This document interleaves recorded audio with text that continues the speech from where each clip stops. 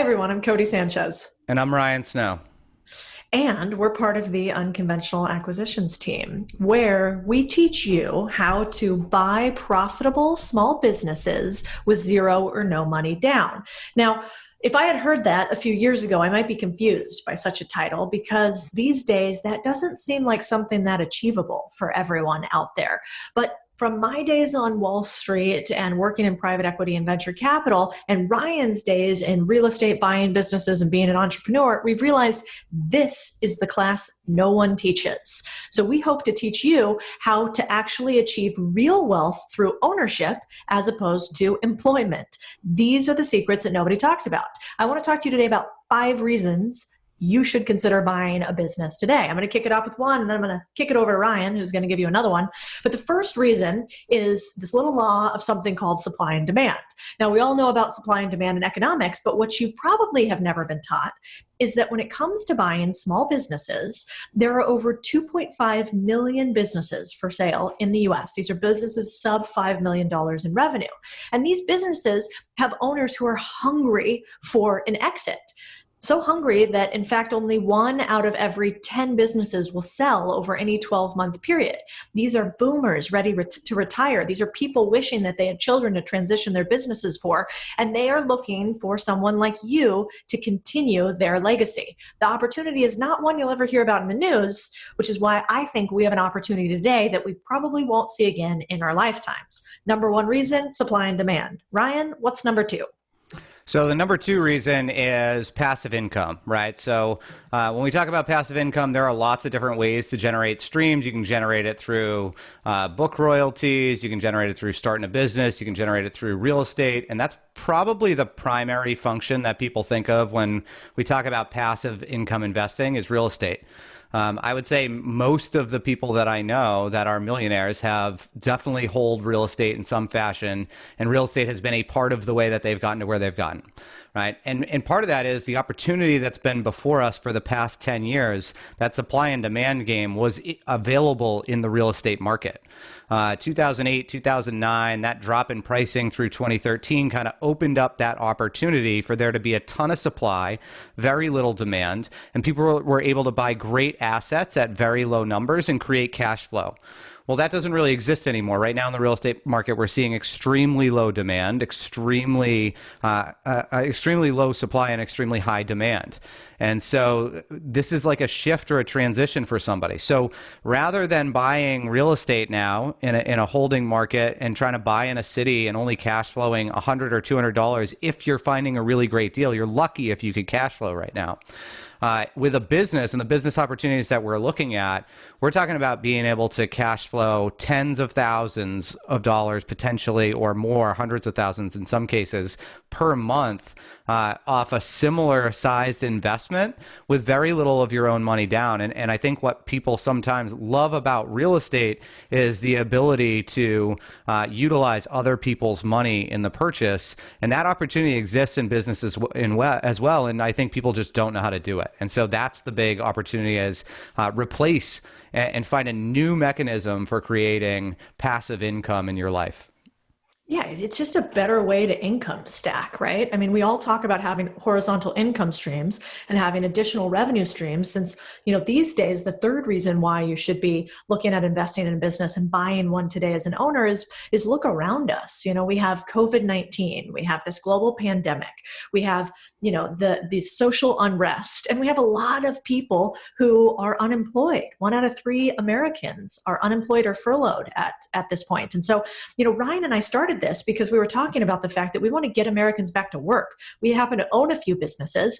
We saw this opportunity for ourselves. We could certainly just continue to capitalize on it. In fact, I'm looking at buying another small business this week, which is a laundromat that does, about $100,000 in profit right now. I aggregate a bunch of those and add them to sort of an operator investor portfolio.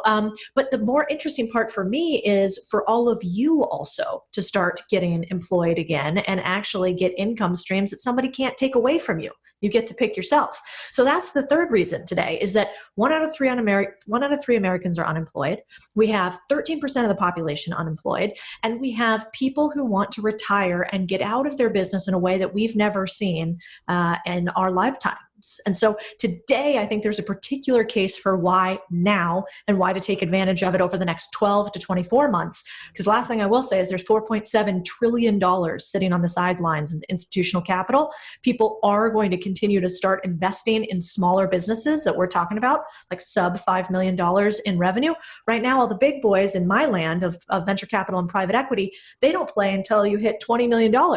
But as those deals get harder and harder to find, and they are right now, they're going to come downstream into what Ryan and I are talking about today. So that's reason number 3. What about reason number 4? So I'll give reason number 4 in 1 second, but what I love about reason number 3 is the opportunity to create a win-win, right? Some of these people that are looking to get out right now of their businesses have struggled for the past 6 months. Already we're looking for a way out, and many of them are just closing their doors and folding and are going to take nothing for what they've built. They're just going to shut the doors and end the business. So for you coming in and being able to offer them something and then be able to walk away with some sort of future stream of income or whatever based on what they've already built, and for you to step into something that's already up and running and potentially profitable and then add to it, that's really the big win here. And this is number 4. So number 4 is about don't do the startup battle, right? A lot of people will start because they want to be an entrepreneur. They want the freedom. They want to create that passive income. They want to build the business. And so we've been taught, right? We've been conditioned to go out and start a business. And I think it's great. I think it's great to have that entrepreneurial spirit, but there are different ways to do that. And one of them is to buy a business that's already profitable and be able to afford to work in that business full time and make money, right? So when you do the startup phase, about 90% of those startups are gone in the first 3 to 5 years. Almost none of them are profitable in the first or second year. And so you're working, typically people are working a full-time job and trying to get the side business going, the side hustle that we hear about all the time. And they end up falling off because after working 60 to 80 hours a week for a couple of years and still not making a lot of money out of it, they just stick to their corporate job, right? They give up, they walk away.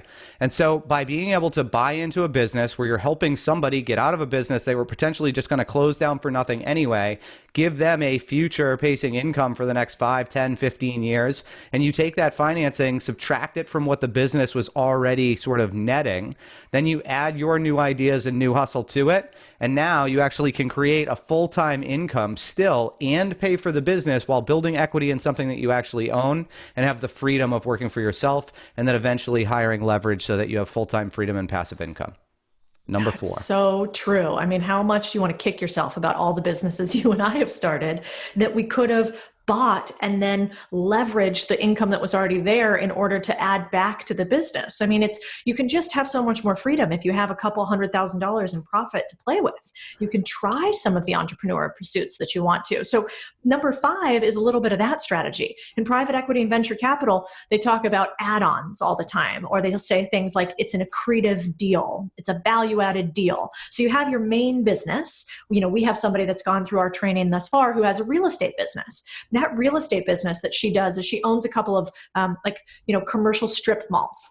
And she just kept buying these properties, but was looking at the same thing Ryan and I were talking about, which is that real estate prices were going up like this, and she couldn't find deals she wanted to keep adding.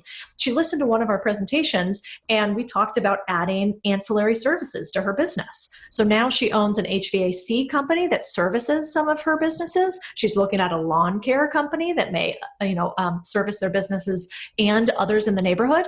And so she immediately can use her long-term, plan for real estate to continue to appreciate while also having immediately monthly income. And so these add-on deals are hugely important. I think that you all out there who already run a business are probably going to be the fastest to go through this course and buy your next one. But the real key to it is the problem sometimes when you already have businesses is you use your own cash. And we got to talk to you about how to not do that and how to negotiate the price down and use seller financing and use some sort of creative fundraising ways in order to get this business for zero to little money down. So with that, those are the 5 ways. Let me recap them real quick. We got 1, supply and demand, tons of supply in businesses. 2, real estate investing for passive income, not that great for passive income right now. 3, COVID has given us a once-in-a-lifetime opportunity to acquire businesses. 4, startups are silly. I say that with tongue in cheek because I'm in venture investing, so I'm glad people go out there and do the masochistic hustle. And then 5, add-ons and accretive deals to your business can be much easier than organic growth. So with that, This is Unconventional Acquisitions. If you like what you heard, register for the course, join the mastermind if you're serious about it, only if you're serious, because we have a group of entrepreneurs that will all help each other grow and be the next generation of owners of businesses. Thank you so much.